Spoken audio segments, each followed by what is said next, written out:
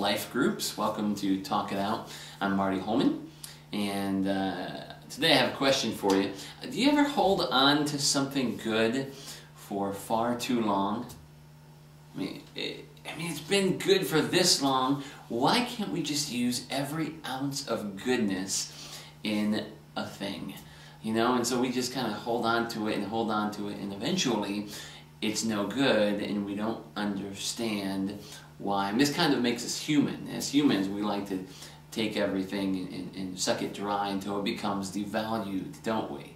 I don't know if it's the way we are made as much as the way we've become. And so we just, we like to do that. Now, if it's an orange we're talking about, this is not a big deal, you know. You just take an orange, take it from the tree or wherever oranges come from, and in Florida, in the trees, and you peel it, you eat it up, and you throw it away, and it's been valued, it's given value to you. But some things are not all that good to do that with. Much more tragic, like for instance, relationships. Take your life group, for instance, all right?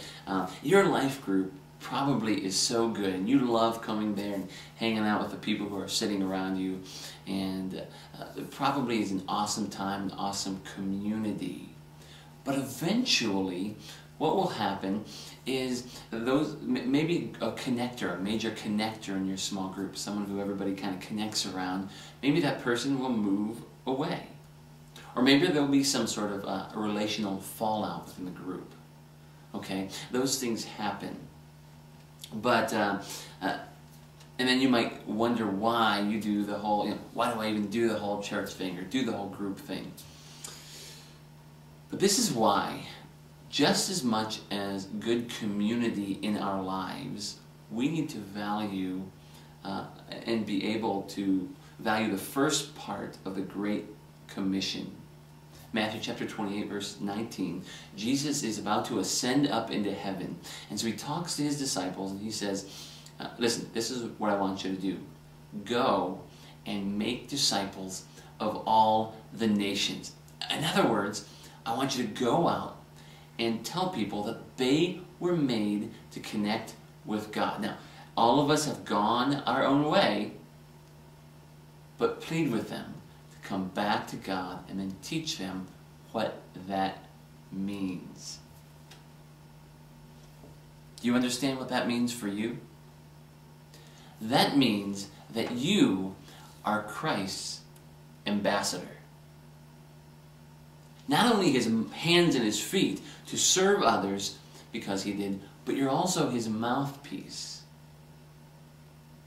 So, this evening, what I'd like you to do is I'd like you to share, after reading 2 Corinthians chapter 5, verse 11 through 21, I'd like you to ask yourself a few questions.